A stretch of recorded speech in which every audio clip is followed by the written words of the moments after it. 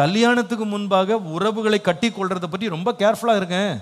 ஏன்னா இது விளையாட்டு கிடையாது. இது நீங்கள் ஒருத்தரை நேசிக்கிறேன் அப்படின்னு எந்த ஒரு உடன்படிக்கை இல்லாமல் ஒருத்தரை நேசிக்க நீங்கள் துணியும் போது அது எவ்வளோ பெரிய ரிஸ்க் அதில் இருக்குன்றத உங்களுக்கு தெரியல. ஏன்னா யார் வேணா உங்கள் லைஃப்பை விட்டு எழும்பி என்ன பண்ணலாம், வெளியே போக முடியலாங்க.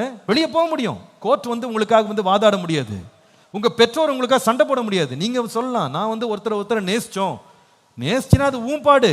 எந்த லீகல் ஃப்ரேம் ஒர்க் அதில் கிடையாது. கல்யாணம் ஆனால் கூட ஒருத்தன் நான் வாழ மாட்டேன்னு போனால் கூட குடும்பமாக போய் நிற்பாங்க.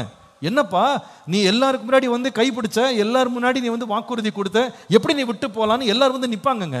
இதுக்கு யார் நிற்பா? அதனால தான் நான் ரொம்ப சொல்லுவேன், வாலிப பிள்ளைங்க கேர்ஃபுல்லாக இருக்கணும். சில பிள்ளைங்க தெரியாமல் உள்ள நுழைஞ்சிடுறாங்க. நுழைஞ்சிட்டு அதில் பிரச்சனை வரும்போது, அதில் சிக்கல்கள் வரும்போது, தடைகள் வரும்போது அவங்க அப்படியே நொறுங்கி போகிறாங்க. அவங்க வாழ்க்கையே போச்சு.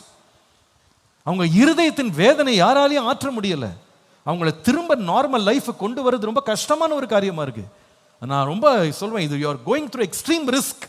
நீங்க இதில் கேர்ஃபுல்லாக இருக்கணும். நீங்க கமிட்மெண்ட் இல்லாமல், எந்த ஒரு உத்தரவாதம் இல்லாமல், எந்த ஒரு உறுதிதம் இல்லாமல் நீங்க போய் ஒருத்தட்ட போய் நீங்க உங்களோட வாழ்க்கையை அர்ப்பணிக்கிறதுன்றதுல எவ்வளோ பெரிய ரிஸ்க் இருக்குன்றதுன்றதை நீங்க மறந்துடாதீங்க. கேர்ஃபுல்லாக இருங்க நீங்க இந்த விஷயத்துல.